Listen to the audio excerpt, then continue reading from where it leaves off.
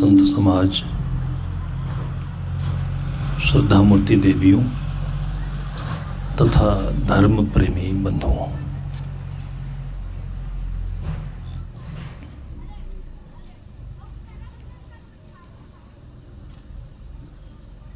जीवन में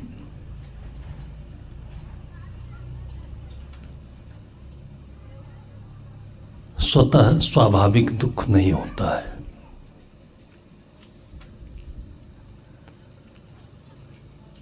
यदि कोई ऐसा व्यक्ति है कि जिसे कोई दुख नहीं है, जिसका जीवन सरलता से आसानी से चल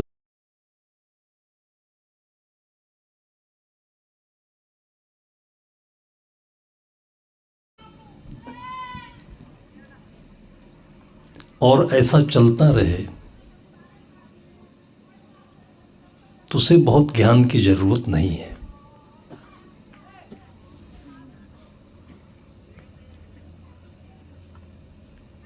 ज्ञान अपने जीवन के अंतस में स्वतः बताता है कि हम सुखी हैं कि दुखी हैं। जहां पर सुख है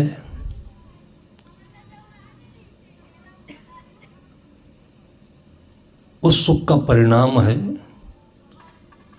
और उस सुख का कुछ पूर्व कारण भी है, तो निश्चित है कि वो सुख बदलता रहेगा। जहां भी हमारे जीवन के साथ भूत और भविष्य लगा हुआ है, तो आज सुख है तो निश्चित है बदलेगा वो।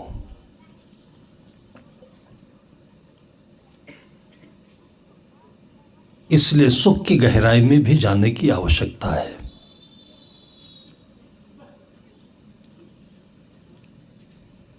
वैसे सुख का ज्ञान न होने पर सुख कभी भी खो सकता है। जो ज्ञान है वो सुख से दूर होता है। सुख ज्ञान नहीं है, सुख का भी ज्ञान होता है, और वो सुख सही है कि गलत है, वो ज्ञान इसकी भी परीक्षा करता है, अन्वेषण करता है, देखता है। जिस सुख में हम भूल जाते हैं वो सुख नहीं होता है, एक तल्लीनता होती है, इंद्रियों की आसक्ति, इंद्रियों की अनुकूलता होती है, तो लगता है कि बड़ा सुख है। इसलिए सुख में भी हम ठगे जाते हैं। शुरू शुरू में मिठाई खाने में सुख, चाट पकोड़े खाने में सुख, नशा करने में सुख, दोस्तों के साथ जीने में सुख, पति पत्नी में सुख, आरंभिक क्षणों में बहुत जगह सुख दिखता है,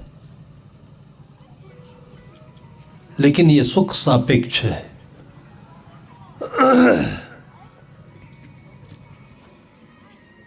सुख अपना होना चाहिए, जो निरपेक्ष कहलाता है। निरपेक्ष का मतलब जिस सुख के लिए कुछ देने की, कहीं जाने की, कुछ पाने की अनिवार्यता नहीं हो, और ये सुख सबसे सरल है। जो बहुत बढ़े, जाने और दिमाग चलाए, वो सुख से धीरे धीरे दूर होते जाते हैं। इसलिए अस्थायित्व में, स्थिरता में, अपने आसन में, अपनी ही जगह पर सुख है।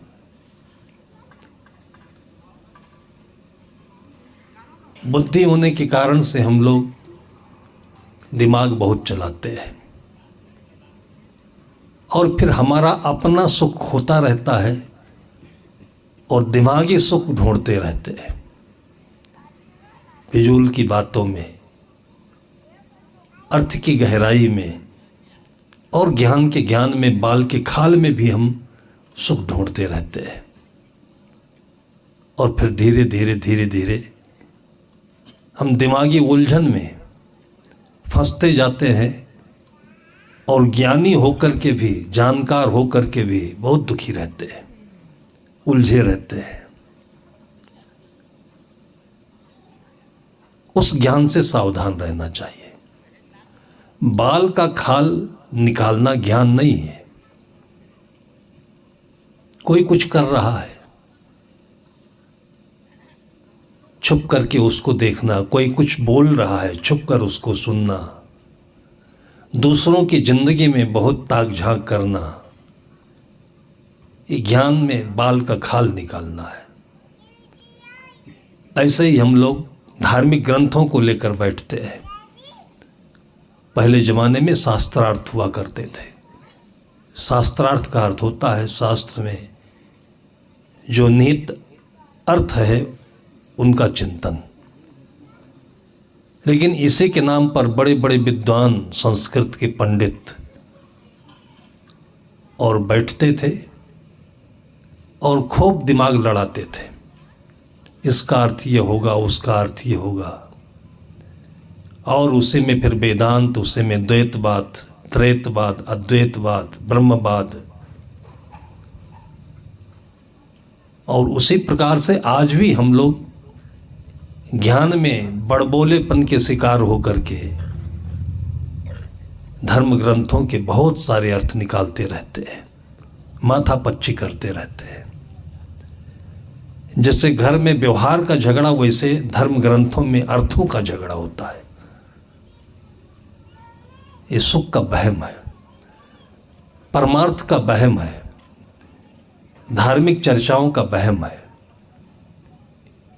इनसे भी अपने को और ऊपर उठने की आवश्यकता है। कोई संत जा रहे थे, रास्ते में कोई किसान हल जोत रहा था। अब तो ट्रैक्टर का समय आ गया है।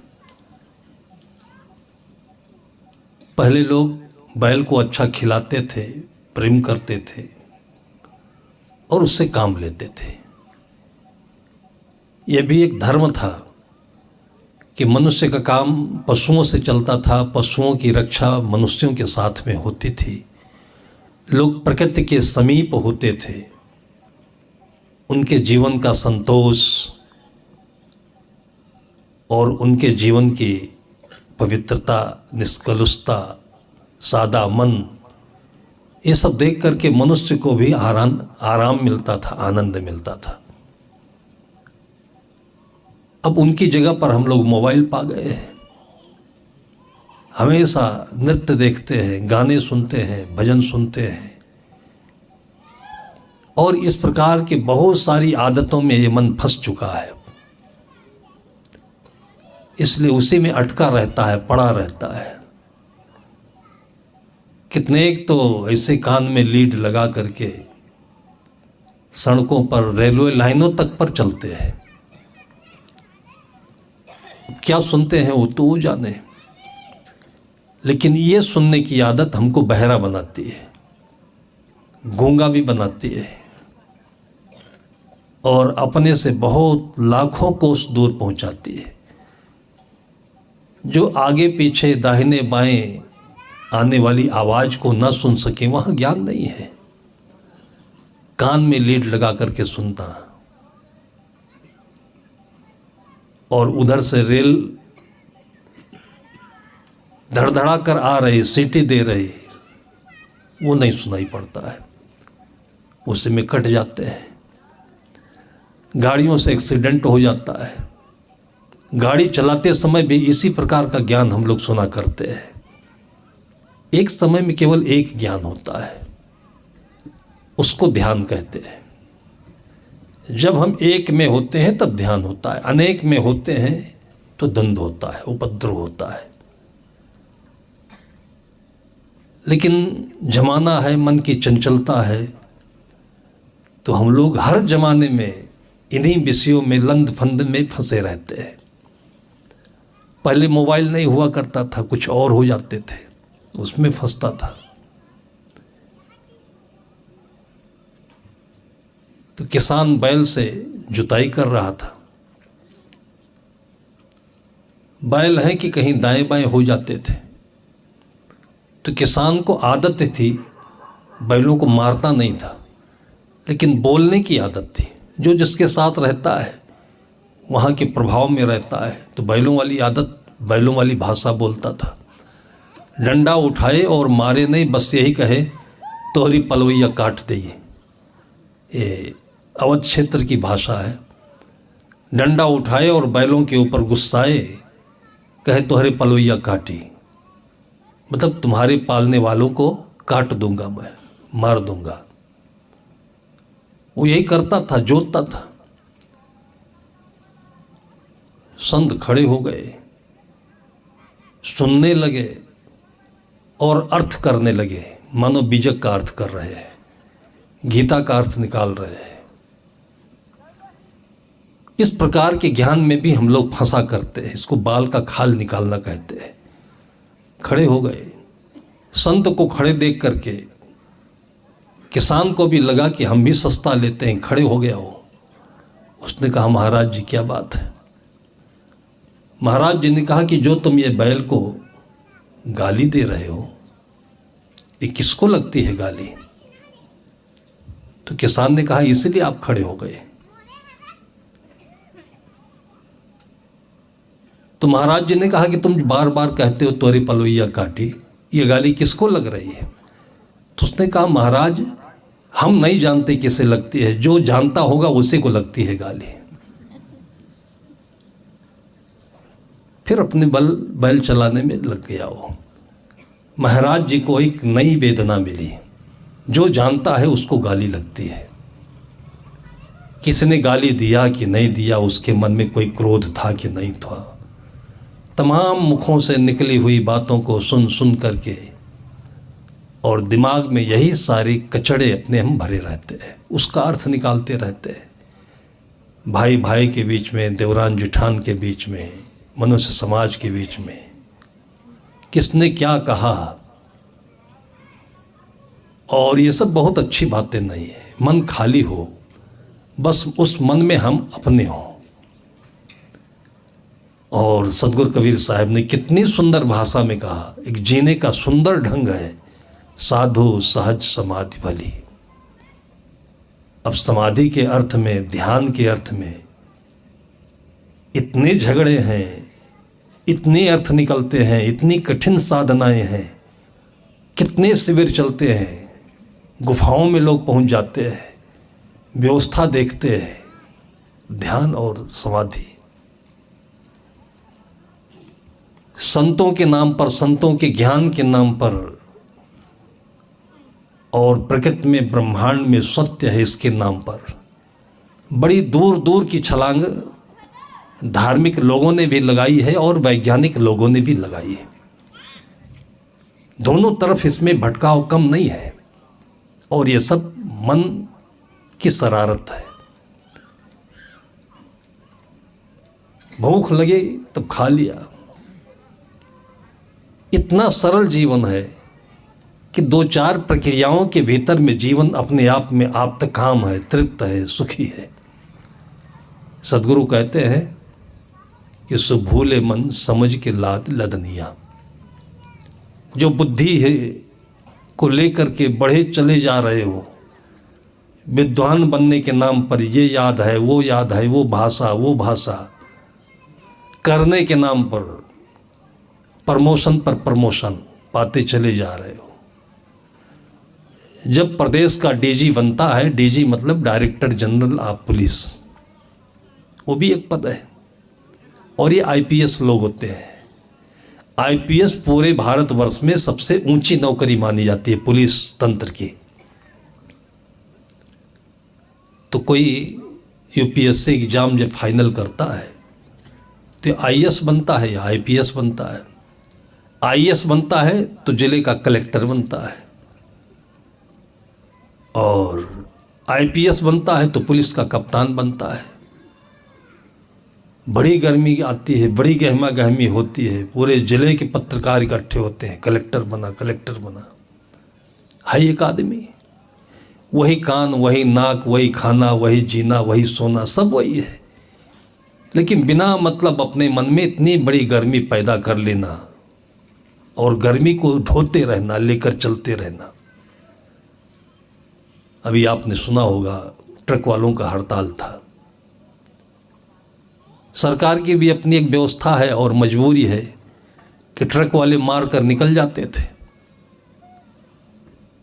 हालांकि सब गलती नहीं करते थे, लेकिन धीरे धीरे इसमें ऐसे पता चला कि लोग किसी द्वेष के कारण से बदला लेने के लिए सड़क पर वॉकिंग कर रहा है, पीछे से मार दिया, चले गए।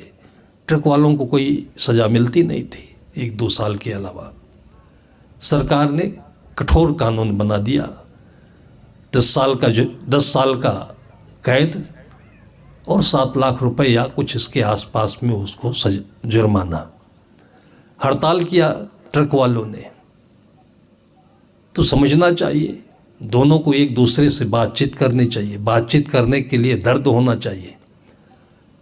तो एमपी में किसी ज़िले में कलेक्टर बैठा हुआ था, उसके पास प्रतिनिधि लोग, ट्रक चलाने वाले ड्राइवर लोग इकट्ठे हो गए, बातचीत होने लगी।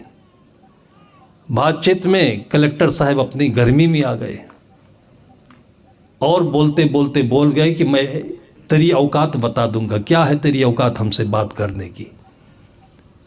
ये गर्मी उसी दिन आ जाती है जिस दिन नौकरी मिलती है, और केवल कलेक्टर को नहीं, चपरासी को भी गर्मी आती है।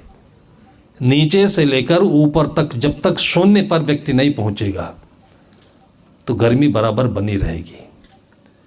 और वो शून्य सदन जो है, जो शून्य स्थल है, ये पूरा ब्रह्मांड है। इतना व्यापक जो हो सकता है उसको गर्मी नहीं आएगी। वो समाधि है, सब समान है, सभी बराबर है, सभी आत्मा है। इन चेहरे से, कपड़े से, पद से, जाति से कुछ नहीं होता है। और हमारे मनुष्यों ने बहुत गहरा अनुसंधान किया इसके विषय में, वहाँ पहुँचने की आवश्यकता है। और जन्मते ही बच्चा वही होता है, लेकिन हमारी परंपरा की, परिवार की, समाज की गलती है कि बच्चों को जाति में, पढ़ाई में, पद में, प्रतिष्ठा में कितनी कितनी जगह पर उसको हम टांग देते हैं। कलेक्टर साहब ने उससे कहा तेरी क्या औकात है? उसने बड़े आराम से कहा, ड्राइवर ने, कि साहब मेरी कोई औकात नहीं, इसलिए तो आपसे बातचीत कर रहा हूँ और हाथ जोड़कर आपसे विनती कर रहा हूँ। बस इतनी बातचीत हुई और बातचीत ही आ गई चर्चा में, समाज में वीडियो वायरल हुआ और कलेक्टर साहब की गर्मी दूसरे दिन ही मुख्यमंत्री ने उतार दी।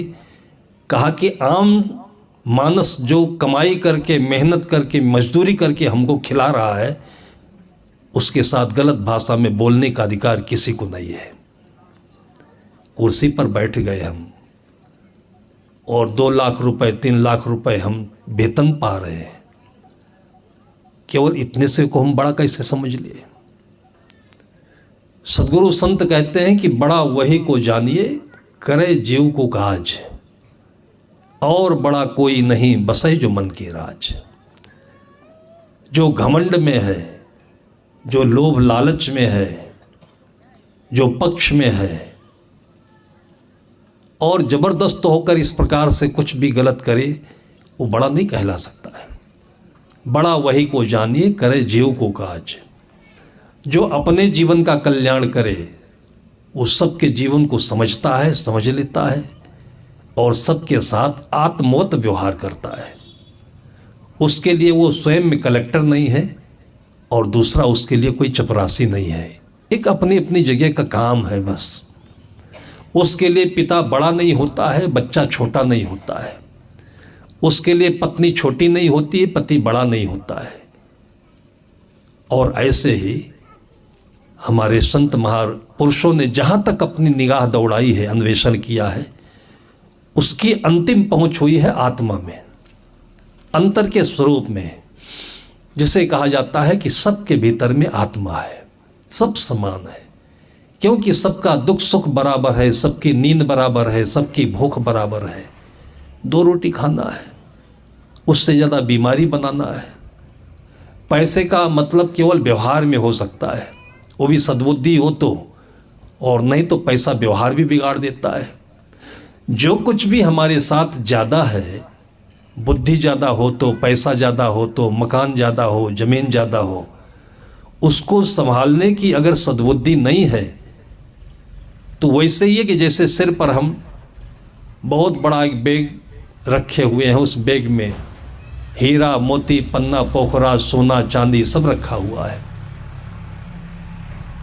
कहने के लिए बड़ी चीज़ है, लेकिन गिरेंगे तो उसी पन्ना पोखराज के नीचे दबेंगे और गर्दना ऐंठ जाएगा और मर जाएंगे। अगर हमारे पास उसको संभालने की क्षमता नहीं हुई, पैसे को संभालने की क्षमता, खेती बाड़ी को संभालने की क्षमता, अपने शरीर को ही संभालने की क्षमता ना हो गई तो मेड़ से गिरते हैं, टांग टूट जाती है। इतना बड़ा बड़ा पद का बोझ, धन का बोझ, बुद्धि का बोझ लेकर जो चलेंगे, ये भी एक बहुत बड़ी तपस्या है, साधना है। तो ये समझ में घूमना बुद्धि का विकास है। इसको अपनी जगह पर रखकर देखना सचमुच में दृष्टा का अभ्यास है, एक ज्ञान है।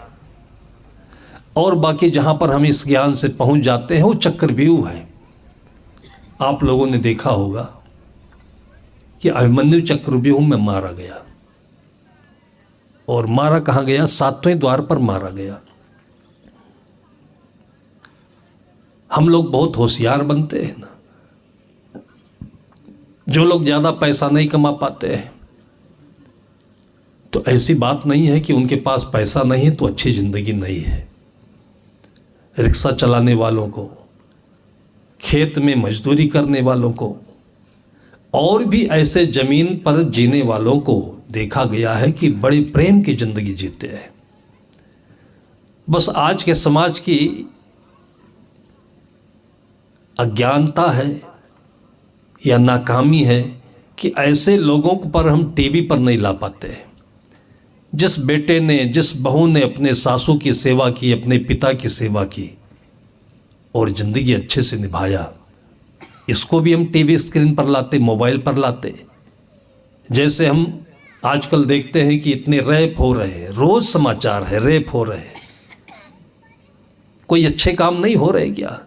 लेकिन ऐसा लगता है कि पत्रकार बन गए, बस रेप ढूंढने के लिए पत्रकार बने हैं। जितनी भी गंदगी है उसको इकट्ठा करने के लिए पत्रकार है।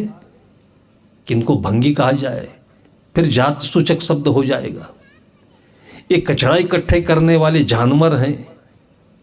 जब इस समाज में इतने अच्छे अच्छे कार्य हो रहे हैं, परोपकार के, पुण्य के, और उसमें देश की सेवा है, समाज की सेवा है, माता पिता की सेवा है, और सबसे बड़ी जगह परिवार है, और परिवार में मेल मिलाप है, माता पिता की सेवा है।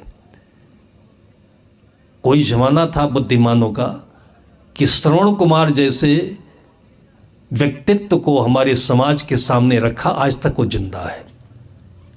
वो ताकत जिसके परिवार में होगी, उसके परिवार से जहाँ भी कोई जाएगा, डॉक्टर बने तो, कलेक्टर बने तो, चपरासी बने तो, वो सबका दिल जीत के रहेगा। वो सबके अंतरतम में छा जाएगा। और स्क्रीन पर आए ना आए, टीवी पर आए या ना आए, लेकिन सबके दिलों में हमेशा वो सपने में भी आता रहेगा। ये प्रभाव है अपने ज्ञान का, जीवन का, उपलब्धियों का, दौलत का प्रभाव है। यहाँ तक हमें पहुँचना चाहिए और पहुँचाना चाहिए लोगों को।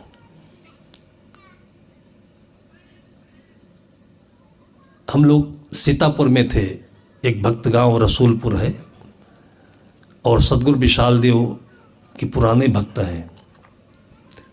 लगभग 100-200 बीघे का बगीचा है, उसी के बीच में गुरुदेव जी के रहने के लिए एक कुटिया बनी है, और आज भी उसको वो लोग चला रहे हैं।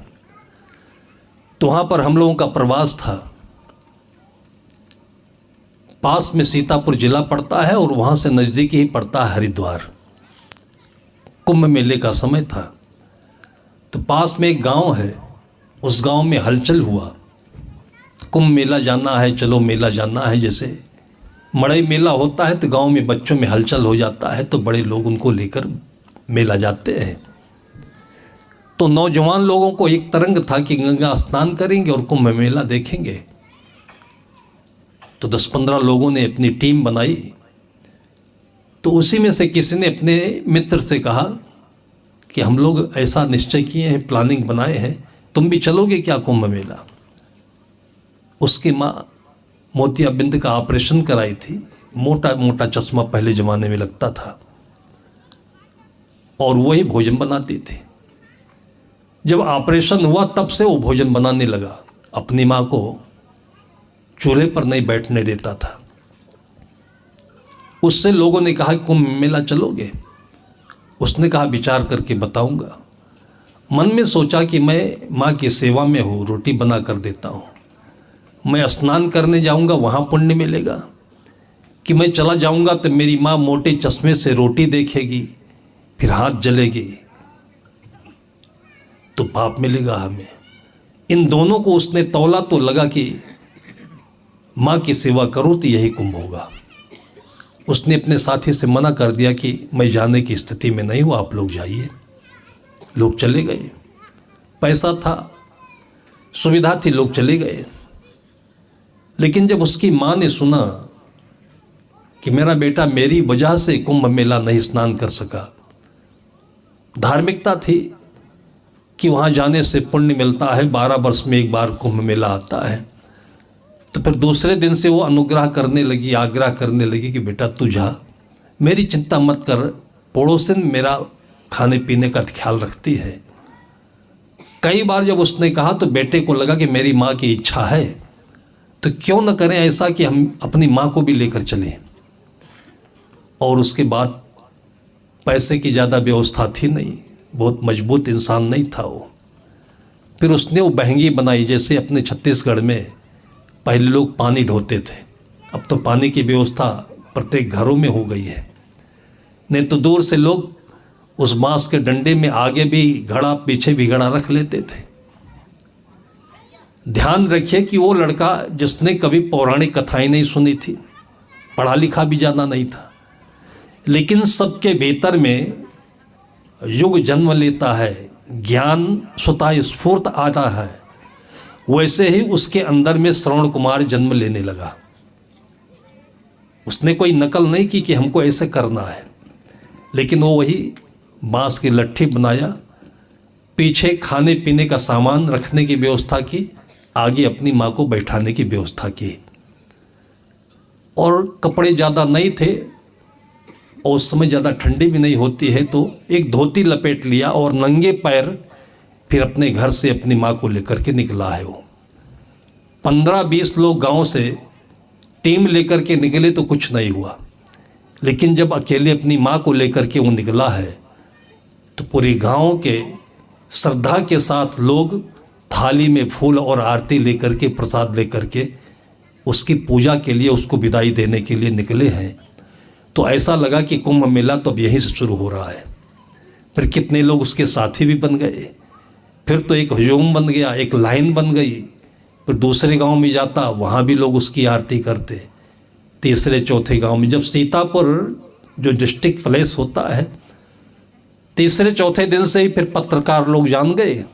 कोई अच्छा पत्रकार रहा होगा, उसको अच्छा लगा तो उसने मोटे मोटे अक्षरों में आधुनिक श्रवण कुमार के नाम से फिर उसने निकाल दिए समाचार। फिर जब सीतापुर शहर में पहुंचा तो वहाँ के जो कलेक्टर होते हैं, कप्तान होते हैं, सेठ लोग होते हैं, ये सारे लोग इकट्ठे हो गए और माला से, फूलों से, मिठाइयों से उसको पाट दिया। फिर कलेक्टर ने उससे कहा कि बेटा हरिद्वार यहाँ से दूर है और मेरी गाड़ी लेकर तू चला जा। उसने कहा अंकल, जिस माँ को लेकर मैं जा रहा हूँ इसने बहुत अच्छी गाड़ी दी है, ये 11 नंबरी वाली गाड़ी, इसमें तेल की ज़रूरत नहीं, रुकने की ज़रूरत नहीं है। और वहीं से चलता चलता उत्तराखंड में जब पहुँचा है तो वहाँ के भी कलेक्टर सुन पाए तो फिर वही स्वागत लेकर के उसको मिले हैं। और इस प्रकार से कुंभ मेला उसके घर से लेकर के उत्तराखंड की उस पौड़ी तक जहाँ लोग गंगा का स्नान करते हैं वहाँ तक उसका कारवां पहुँचा है और पूरे भारतवर्ष में छा गया। आधुनिक श्रवण कुमार के नाम से लोगों के दिलों में श्रवण कुमार को जिंदा कर दिया। ये ज्ञान है, ये प्रभाव है और ये जिंदगी है। हम लोग हर जमाने के अनुसार जैसे होता रहता है, बुद्धि के प्रभाव में बहुत जीते हैं। जीते नहीं है बल्कि उसी में जैसे मकड़ी होती है, आप लोगों ने देखा होगा, दिन को तो कम रात को जहाँ देखिए तो अपना अंदर मुख से जाला निकालती है और चारों तरफ तार बांध करके और उसी में फंस जाती है, दूसरों को भी फंसाती है, कीड़े मकोड़ों को। इसलिए संत लोग मनुष्य जीवन के बंधन को देख करके मकड़ी का उदाहरण दिया। बहु बंधन से बांधिया, सदगुरु कबीर साहब की साखी में कहते हैं, बहु बंधन से बांधिया एक बिचारा जीव, की बल छोटे अपना कीर छुड़ावे पियो। इतनी सहज बात है ये। साधु साहब कहते हैं, सो भूले मन समझ के लाद लदनिया। कितने आराम से देखा होगा उन्होंने कि जो ये लादे चले जा रहे हो दौलत के नाम पर, पद के नाम पर, प्रतिष्ठा के नाम पर, इसको थोड़ा सा हल्का रखो। क्यों? क्योंकि इसकी ज़रूरत ही नहीं है। ज़रूरत कितने की है? अगली पंक्तियों में साहब कहते हैं कि भूखा हो तो भोजन कर ले, भूखा हो तो भोजन कर ले, आगे हाट न बनिया। जितनी भूख है उतना भोजन कर लीजिए। इसके बाद जो कुछ भी लेकर के जाओगे तो मृत्यु के बाद में न बाजार मिलेगा न बनिया मिलेगा कि वहाँ पर भूख लगने पर इन्हीं चीज़ों से भोजन खरीद कर खा लोगे। एक समझ की बात कहते हैं कि वहाँ तक फोकस करो। आश्चर्य लगता है कि वैज्ञानिकों ने इतने बड़े बड़े दूरबीन बना रखे हैं, आज भी वो दूरबीन चल रहा है। वो दूरबीन लगा करके आकाश गंगा देख रहा है आदमी, आकाश गंगा देख रहा है, मंगल ग्रह देख रहा है, लेकिन अपनी ज़िंदगी में बुढ़ापे में क्या होगा नहीं देख पाता है। कल को बच्चे अलग हो जाएंगे, क्या होगा नहीं देख पाता है। कल को हमारा ये किडनी खराब हो जाए, हार्ट खराब हो जाए, बीपी बढ़ जाए, शुगर बढ़ जाए तो कितना खाएंगे हम, क्या करेंगे, ये नहीं देख पाता है।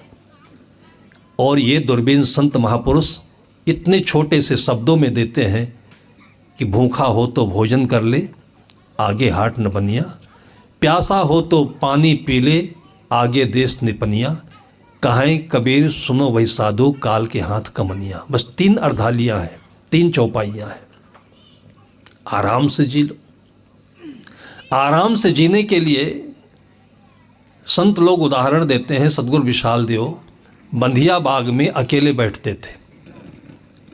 एक घनी बाग होती थी, गांव से लगभग 500 मीटर 1 किलोमीटर दूर दूर, और उनको त्याग तब अच्छा लगा, शांति अच्छी लगे। और ये तो सबका धन है, ऐसा बात नहीं कि कोई वो मजबूरी में या कोई नाटक करने के लिए या किसी का देख करके। उनको एक संत का जीवन अच्छा लगा और तुलना की होगी उन्होंने कि मर मर के हम काम करते हैं, काम कभी पूरा नहीं होता है। कितना पैसा कमाएंगे और हमारे पैसा किस काम में आ जाएगा। इन्होंने टेलीस्कोप लगा करके देखा होगा, तब उनको लगा कि एक अच्छी ज़िंदगी जीना ही सबसे बड़ा काम है।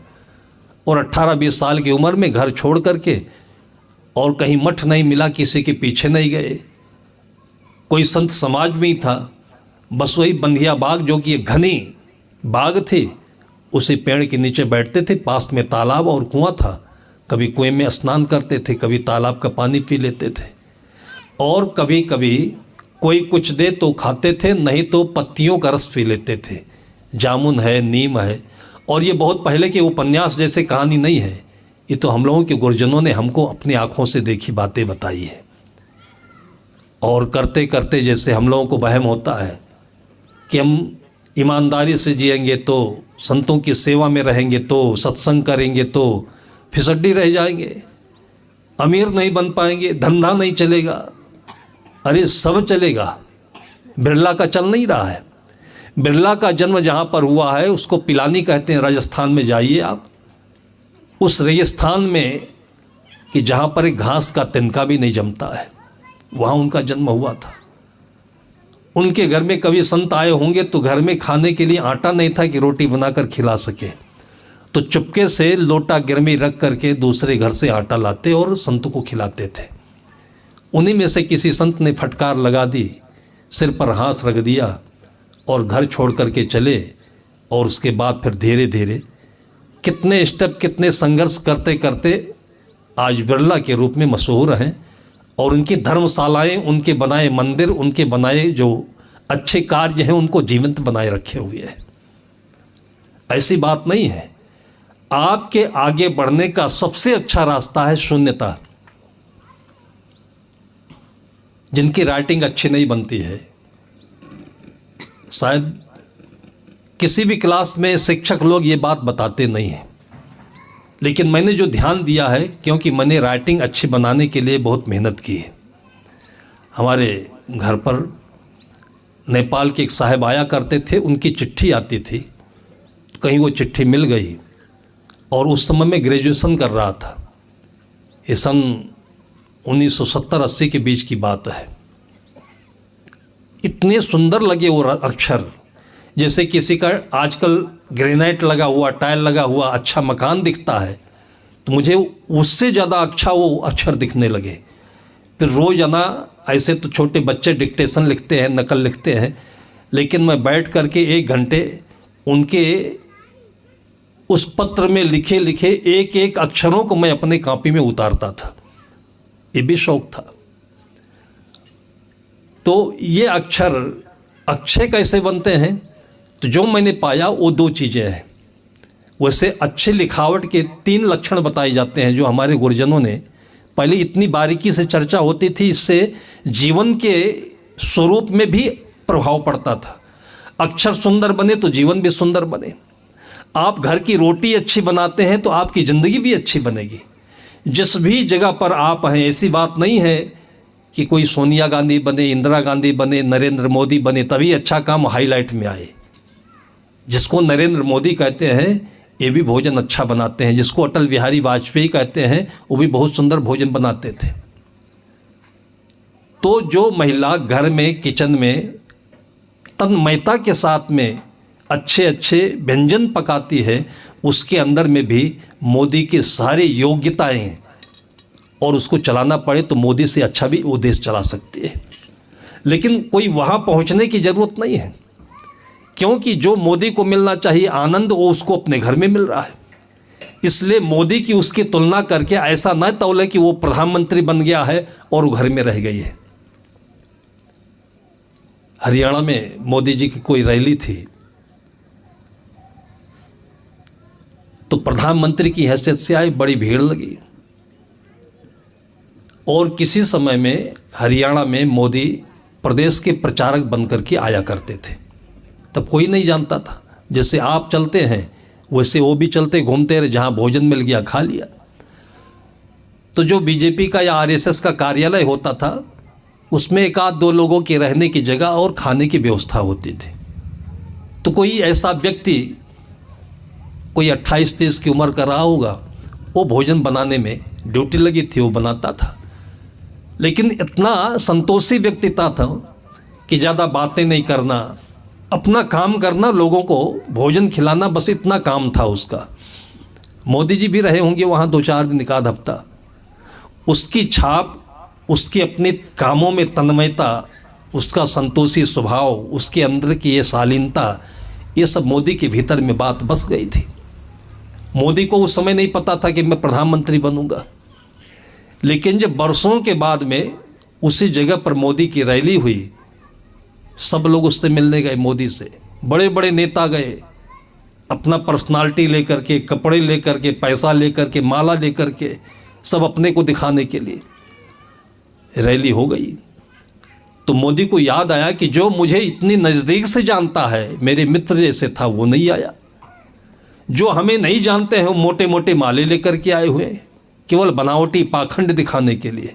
लेकिन ये आदमी, हर कोई जान सकता है कि आदमी के भीतर में आदमी से मिलने की जो भावना है वो कहाँ पर है, पैसे में है कि पद में है कि आत्मा में है। वो व्यक्ति जो मोदी को इतने दिनों तक खिलाया पिलाया, उसके अंदर में जो संतोष था कि उसको मोदी से मिलने की ज़रूरत नहीं थी, इतना ही पर्याप्त है कि मेरे साथी थे मोदी और प्रधानमंत्री हो गए, बड़ी अच्छी बात है। मोदी को उसकी याद करनी पड़ी। शायर कहता है कि आपको भगवान से मिलने जाने की इच्छा करने की ज़रूरत नहीं है। आपको अपनी योग्यता में, अपनी तन्मयता में आकर के योग्यता को परिपक्व करने की ज़रूरत है। खुद ही को कर बुलंद इतना, शायर कहता है, खुद ही को कर बुलंद इतना कि हर तकदीर के पहले खुदा बंदे से खुद पूछे बता तेरी रजा क्या है। भगवान से मांगने की ज़रूरत उनको पड़ती है जिनके पास योग्यता नहीं होती है। जो अपनी योग्यता पर, अपने जीवन पर विश्वास रखते हैं, इसका ज्ञान होता है, इसका बोध होता है, उसको तो भगवान ढूंढते ढूंढते पूछने आते हैं कि बताओ मैं कैसे आपकी सेवा करूं। और इसी को गोस्वामी तुलसीदास जी ने राम को सबरी के साथ दिखाया है। और सबरी को गुरु ने यही मंत्र दिया था। जब वो दिवंगत होने लगे तो सबरी को बेचैनी होने लगी कि गुरु मिले थे वो भी छूट रहे हैं, और जिनके आशय से यहाँ आई थी वो तो अभी तक मिले नहीं भगवान। तो गुरु ने कहा कि बेटी, गुरु कभी मरते नहीं हैं। अगर श्रद्धा नहीं मरती है तो गुरु कभी मरते नहीं। श्रद्धा नहीं मरती है, सम्मान नहीं मरता है, तो माता पिता गुरु ये तीनों नहीं मरते हैं। और इन्हीं को ब्रह्मा विष्णु महेश कहते हैं। उन्हें तो माँ जिंदा है, श्रद्धा नहीं है तो पास की कोठरी में लड़का गुलछर्रे उड़ाया करता है, माँ कराहती रहती है, पूछती रहती है बेटे का हालचाल, लेकिन बेटे को सुनाई नहीं पड़ता है। गुरु ने कहा बेटी, गुरु मरते नहीं हैं, मैं यहीं आसपास में रहूँगा। रही बात भगवान के मिलने की, तो भगवान ऐसी चीज़ है कि तुझको खोजते हैं वो। और उसके बाद फिर उसके अंदर की श्रद्धा बलवती बन गई, पक्की हो गई, और उसको लगा कि भगवान आ न जाए तो मेरी तैयारी क्या होगी। तो तैयारी क्या कर सकती थी? आंगन की सफाई। आंगन दो ही होता है, एक हृदय के भीतर, एक हृदय के बाहर। इसको आंगन भी कहते हैं, आंचल भी कहते हैं। और रोज़ सवेरे से अपने आंगन को झाड़ू लगाते लगाते दूर तक जाती थी, और उधर से जंगल के फूल लेकर के आंचल में उसी राह पर बिखेरती आती थी कि मेरे भगवान के पैर में एक कंकड़ चुभे नहीं। इसमें जो जिंदगी बीत जाए उससे बढ़ कर के दुनिया में कोई पद नहीं, कोई प्रतिष्ठा नहीं, कोई जीवन नहीं है। वो मोदी को भोजन खिलाने वाला उसी में जी रहा था।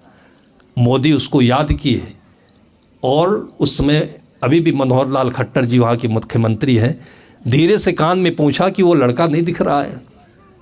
और सारे लोग इतने चकित हो गए कि मोदी उसको याद करते हैं। और उसके बाद याद करे प्रधानमंत्री, वो आदमी मिले नहीं। तो फिर जो IAS की गाड़ी होती है, फर्स्ट क्लास की गाड़ी, उसके पास तुरंत पहुंची, और वो भी चकित हो गया कि हमको जैसे कि मोदी को ज़रूरत क्यों पड़ गई। और फिर उसको गाड़ी में बैठा करके जब लाया गया है तो सारे पत्रकार लोग, सारे बड़े बड़े नेता चकित हो गए कि मोदी इसके फैन है। तो उसकी शक्ति क्या थी? अपने आप में विश्वास, अपने आप में तल्लीनता, अपने आप में रहना। और वो किसी जगह पर हो सकता है। हम साधु हैं, अपने गुरु के साथ मस्त हैं, आनंद में हैं। हम लोग 15-20 वर्ष अनजान होकर के घूमे, और उस समय में न मठ होता था, न पैसे होते थे, न अकाउंट होता था, और न कोई जानता था, न कहीं हमारे कार्यक्रम चलते थे। लेकिन बुद्धि के दीवाने लोग कभी कभी चिंता करते थे तो बोलते थे कि अब गुरु महाराज धीरे धीरे वृद्ध हो रहे हैं, ये नहीं रह जाएंगे तो कहाँ खाओगे, कहाँ रहोगे, क्या करोगे, कैसे करोगे, कुछ तो सीख लो, कुछ तो पढ़ लो। कोई कहता PhD कर लो, यहाँ तक पढ़ाई की हो PhD कर लो। कोई कहता है कि कुछ और सीख लो, और नहीं तो दुनिया जानेगी नहीं। कितने कितने बवाल लोग दिमाग में ऐसे ला करके भरते थे। लेकिन ये अंतर का आनंद ऐसा था कि जिस समुद्र में कुछ डालिए तो समुद्र फेंक करके बाहर कर देता है। हम लोग गुरु के पीछे पीछे बागों में, बगीचों में, सामान्य घरों में, यही छत्तीसगढ़ में आते थे। आज तो संपन्नता हो गई है तो थोड़ा सा गद्दे मिलने लगे हैं, लेकिन किराए के होते हैं। उन दिनों में अपनी चीज़ें मिलती थी, भले ही वो आपके कोदों का पैरा होता था, या जो ये धान होते हैं ना, अब तो हाइब्रिड होने लगे, उस समय के धान बड़े मुलायम होते थे। मुझे याद है कि ये घर में गुरुदेव जी का आसन लगा हुआ था, हम लोग नीचे थे और वो खाट पर थे। अब हम लोग तो सो गए, पैरा में आसन लगाए थे, ठंडी का समय था और गुरुदेव जी को नींद नहीं आई। देखा क्या कि रात में उस खाट में खटमल बहुत संख्या में रहे, वो सारे निकल कर सेवा में आ गए और ऐसी सेवा कि न बैठने दें न भजन करने दें, और रात है तो कहीं बाहर जा नहीं सकते गुरुदेव जी। फिर उठ करके वो अपनी कमली में, अपने बिस्तर में वो टार्च जला जला करके खटमल देखते थे। तो हम लोगों ने जब देखा तो फिर वो खाट बाहर निकाली। फिर गुरुदेव जी बोले कि ये पैरा लाओ जो तुम लोग बिछाए हो, और मोटा सा पैरा बिछाया गया, उसी के ऊपर अपनी कमली बिछाए और फिर आनंद से 3 दिन तक उसी पैरा पर रहे। फिर खटमल की दहशत नहीं रह गई। तो वो दिन भी वैसे ही थे और आज गद्दे पर लेटते हैं तो कुछ भी उसमें अंतर नहीं लगता है, क्योंकि वो चीज़ जिसे चाहिए वो तो अपने भीतर में है। तो आप ये ना सोचें कि हम गांव में रहते हैं तो शहर वालों का सुख अलग होगा, बल्कि प्रकृति के जितने समीप होंगे भौतिक सुख वहाँ अच्छा होगा। गांव में पानी अच्छा है, सूरज की रोशनी अच्छी है, ये हवाएं अच्छी हैं और सादा सरल जीवन भी अच्छा है। यहाँ उतने छली कपटी नहीं मिलेंगे। जब से थोड़ा इस सरपंच वालों का चुनाव होने लगा ना, तब से थोड़ा सा खटराक पैदा हुआ, नहीं तो गांव बिल्कुल गंगा की सरता जैसे हुआ करती थी। तो ये सारी चीज़ों में अपने मन को आप देखें तो क्या यह धरती का स्वर्ग आपके मन में ही आ जाता है, फिर दूर दूर जाने की आवश्यकता नहीं होती है। तो ज्ञान के बारे में मैंने चर्चा शुरू की थी कि ज्ञान वो चीज़ नहीं है जिसमें बाल के खाल निकाले जाते हैं। किसी की गाली में भी आपको एक आनंद मिल सकता है। हमारे पास एक भक्त आ गया तो बड़ा बेचैन था, उलझा हुआ था। मैंने कहा कि संतों के पास आए हो तो खुशी मिलनी चाहिए, तुम्हारे चेहरे पर हमको तनाव दिखता है। तो बताने लगा अपनी बात कि मैं अपने जीजा के यहाँ गया हुआ था। अब जीजा और साले के बीच में वैसे भी कुछ न कुछ मामला थोड़ा सा चुरचुरा चलता रहता है। उसने कहा कि हमारे जीजा ने हमको गाली दे दी। तो मैंने कहा इसमें कौन बड़ी बात भाई, गाली सुन करके इतना तनाव में आने की क्या ज़रूरत है। उसने कहा आज तक मुझे किसी ने डांटा नहीं, फटकारा नहीं, उसने गाली दे दी। मैंने कहा ऐसी बात नहीं है, जीवन है तो जीवन में सब कुछ होता है, आपने ध्यान नहीं दिया होगा। कहा मुझे साहब कभी गाली सुनाई नहीं पड़ी किसी की। तो मैंने कहा कि विवाह तो किए हो ना। तो कहा शादी तो हो गई है। मैंने कहा कि शादी में तुमने गाली सुनी कि नहीं सुनी। शादी होती ही है गाली सुना सुना करके। पता नहीं आपके छत्तीसगढ़ में वो परंपरा है कि नहीं है। कलेवा गाया जाता है, और नहीं तो गोस्वामी तुलसीदास जी के छंद पढ़ लीजिए, रामलला नेछू है, कलेवा है। जब सीता के स्वयंवर में राम जी पहुँचे हैं तो वहाँ पर गारी भी एक छंद होता है।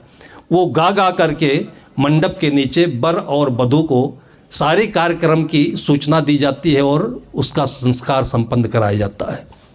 तो मैंने कहा कि तुम्हारी शादी में गाली इसीलिए सुनाई गई थी कि पूरी ज़िंदगी तुमको गाली सुनने की शक्ति आ जाए, गाली सुन करके तुमको अंदर में तकलीफ़ ना हो, बुरा ना लगे, इसलिए शादी के समय गाली सुनाई जाती है। और मैं समझता हूँ कि परंपरा पुरानी है। शायद हिंदू समाज में, भारतीय समाज में लोगों की ज़िंदगी को देखा गया होगा कि इसमें झंझट भी होंगे, झगड़े भी होंगे। तो शादी विवाह में ही सारी चीज़ें हो जाती है। समधी समधी में झगड़ा भी तो हो जाता है, लेन देन के मामलों को लेकर के ऐसे भी मजाक मजाक में हो जाता है। हमारे संत लोग एक बहुत सुंदर दृष्टांत बोलते हैं कि शादी हुई और वो आजकल की शादी थी। मोटर गाड़ियाँ होती है, पहले तो बैलगाड़ी में हो जाता था, पैदल भी हो जाता था। वो 3 दिन की शादियाँ होती थी, बहुत आनंद से होता था। आजकल तो 1 ही दिन में सब कुछ पूरा हो जाता है। सब पूरा हो गया, दूल्हे की विदाई तैयारी हो गई तो गाड़ी में आकर के बैठ गया। इंतजारी थी कि वो बहू भी आएगी, बैठेगी और चल देंगे। बहू उधर से अपने माता पिता से विदा हो रही थी, रो रही थी और सब में गहमा गहमी थी, सामान वगैरह सब रखा जा रहा था। इसी बीच में ज़ोर ज़ोर से दूल्हा के रोने की आवाज़ आ गई। भौं भौं चिल्लाने लगा वो। तो दुल्हन जब तक रो रही थी तब तक तो किसी को सुनाई नहीं पड़ा, क्योंकि जो परंपरा है वो आदमी सुनता नहीं है, जो नई चीज़ होती है वो आदमी जल्दी सुनता है। जब दूल्हे के रोने की आवाज़ आई तो सब इकट्ठे हो गए गाड़ी के पास चारों तरफ। कहा यार रोते क्यों हो तुमको इतनी सुंदर गाड़ी मिल गई 15-18 लाख की, सब कुछ बढ़िया बढ़िया हो रहा है, दुल्हन विदाई हो रही है, तो रोत क्यों रहे तुम? तो उसने कहा कि आप लोगों को मैं ही रोता दिखाई पड़ रहा हूँ, और कोई नहीं रो रहा है क्या? तो लोगों ने कहा और कौन रो रहा है? अभी तुम रो रहे हो, तुम्हारी दुल्हन रो रही है। तो कहा हमसे ही पूछते हो, उससे नहीं पूछा क्यों रो रही है? कहा उससे तो नहीं पूछा। कहा उससे भी पूछ करके बताओ क्यों रोती है वो। तो लोग चले गए 2-4, तो दुल्हन से पूछने लगे तो फटकार के बताई कि मेरी माँ छूट रही है, मेरे पिता छूट रहे हैं, मेरा मायका छूट रहा है, घर परिवार सहेली छूट रही है, रोए नहीं हम। कारण समझा दिया। तो लोग लौट करके आए, दूल्हे से बताए भाई उसकी माँ छूट रही है, परिवार छूट रहा है, सहेली छूट रही है, इसलिए रो रही है। तो उसने कहा इसीलिए तो मैं भी रो रहा हूँ भाई, हमारे साथ जाएगी तो वहाँ घर में 2-4 दिन के बाद मेरी माँ भी छूट जाएगी, मेरे बाप छूट जाएंगे, मेरे परिवार में सब कुछ छूट जाएगा। वो यहाँ रोए, मैं वहाँ जा कर के रहूँ, तो इससे क्या अच्छा? इससे अच्छा यही है कि यहीं से दोनों रोते चलें और उसके बाद जो होना होगा ज़िंदगी भर रोते रहेंगे। ये शादी कहा जाता है। तो ये किसी ने मजाक में बताया है कि ये रोना और गाना पूरी ज़िंदगी का एक हिस्सा है। इसमें किसी प्रकार की प्रतिकूलता को देख करके, वो गाली हो, घाटा हो या और कोई बात हो, उसको आप अपने माइंड में लाए नहीं, इग्नोर करें। आजकल की भाषा में कहें तो उसको नज़रअंदाज करें, अनदेखा करें। परिस्थितियाँ आती हैं, चली जाती हैं। अब आप उसमें बाल में खाल निकाल रहे हो, क्यों उसने गाली दी, क्यों वो अलग हो रहा है, बेटा क्यों ऐसा नहीं मान रहा है, या इसमें इतना पैसे का घाटा क्यों हो गया। अभी आपने सुना है कि 2-4 महीने पहले राहुल गांधी ने कुछ बोल दिया था, अथवा कोई बाहर की एजेंसी थी, अडानी के लिए कुछ उसने बोल दिया था, और 10 दिन के अंदर में हजारों करोड़ का घाटा, शेयर नीचे आ गया था अडानी का, हजारों करोड़ का घाटा हुआ। लेकिन उनको कोई असर नहीं पड़ा। उनको कोई असर नहीं पड़ा इसलिए कि जो आदमी बड़ा होता है तो बड़ा दम भी रखता है। इसलिए आप बड़ों को देख करके बड़प्पन तो देख लेते हैं, लेकिन उसके अंदर का दम नहीं देखते। नेता मंत्री लोग हारते हैं तो उनको कुछ नहीं होता है, लेकिन गांव में उनके कार्यकर्ता होते हैं, बहुत सिर पीटते हैं। जब बड़े नेता के साथ रहते हो तो बड़े के अंदर में झांक करके देखा करो, एक बहुत बड़ी ताकत होती है। हजारों करोड़ का जो घाटा हुआ है, यहाँ पर हम लोग तो 1000-2000 के घाटे में ही देखिए कितना नर्वस हो जाते हैं। उस समय पता नहीं अडानी को हुआ कि नहीं हुआ, शायद नहीं हुआ होगा। और आज अडानी की सूचना आई हुई है कि पूरे भारतवर्ष में अभी तक एम्पायर हुआ करते थे, रिलायंस के आगे चला करते थे, सबसे धन दौलत में आगे। और आज अडानी उस एम्पायर को पीछे करके, उस रिलायंस को, अंबानी को पीछे करके सबसे आगे हो गए हैं। अभी 4-6 महीना में परिवर्तन आ गया। तो जिन चीज़ों से आप दबे जा रहे हो, मन में मायूस हो रहे हो, हीन हो रहे हो और आपकी आत्मा बैठी जा रही है, ऐसे समय में आप उस चीज़ को याद करो जो कभी गिरती नहीं, जो कभी हारती नहीं, जो कभी मरती नहीं है। उसको संत महापुरुष लोग अजर अमर अविकार कहते हैं। उसका परिचय हमको हमारे संत गुरुजनों ने बताया कि वहाँ पर आप बैठेंगे तो किसी की मार, किसी का आपका घाटा और किसी प्रकार से कोई दुश्मन आपका कुछ बिगाड़ नहीं सकता है। अजो नित्या शाश्वतो यम पुराणो न हन्यते हन्यमाने शरीरे। ये हमारे संत महापुरुषों का अनुसंधान है। और विज्ञान की तरफ ध्यान देंगे, भौतिकता की तरफ ध्यान देंगे, आगे बढ़ने की तरफ ध्यान देंगे। आपके पास में चलिए ठीक है, एक इंडिगो टाका है, टाटा कार है आपके पास में। टाटा इंडिगो कार भी अच्छी होती है, लेकिन पास में 10 दिन के बाद किसी ने स्कॉर्पियो लाई। बस स्कॉर्पियो आते ही आपकी जो टाटा इंडिगो है बस वो खचाड़ी हो गई। बस आपके भीतर में हलचल पैदा हो गया। अब उस गाड़ी में बैठने से भी आपको एलर्जी होने लगी, अब बेचैन हो गए। बस इतने में आपको, आपके भीतर में इतना बड़ा परिवर्तन आ गया। इसलिए आ गया कि केवल आप गाड़ी देख रहे हो, गाड़ी में बैठने वाले को और अपने मंजिल को नहीं देख रहे हो। अरे स्कॉर्पियो कोई बड़ी चीज़ नहीं है। BMW में बैठ करके टाटा के जनरल मैनेजर रहने वाले साइरस मिस्त्री जिनको कहते थे, वो जा रहे थे और चलाते नहीं बना तो 1 सेकंड में मर गए। किस में बैठे थे? 2.5 करोड़ की BMW गाड़ी में और अल्टो में बैठ करके भी। हम कहते हैं कि हीरो पुक होती है ना एक मोटरसाइकिल, उसमें बैठ कर के आदमी आराम से गाते हुए चला जाता है। अरे पहले ज़माने में तो लोग गधे पर बैठ कर के भी आराम से गाते थे और घाट तक जाकर कपड़े धोकर के गाते हुए चले आते थे। पहले ज़माने में कोई सिनेमा, कोई फिल्म भी बनी थी, उसमें गधा पर बैठने वाला लड़का भी बड़ा हीरो बन गया था, बहुत मशहूर हो गया था। गधा पर बैठ कर के आदमी इतना हंस सकता है, और आज आप स्कॉर्पियो पर और टाटा पर बैठे हो तो भी नहीं हंस पाते हो। तुलना करिए तो अपने से करिए, बाहर की चीज़ों से मत करिए। ये जीवन का सर्वोत्कृष्ट ज्ञान है, आपको सदैव सुख देने वाला, सुख में सराबोर कर देने वाला ज्ञान है ये ज्ञान, और इसका सरोवर सबके आंगन में हमेशा ऐसे लहलहाता रहे। यही शुभकामना के साथ में आज की चर्चा को हम यहीं पर विराम देते हैं। प्रेम से बोलिए सद्गुरु कबीर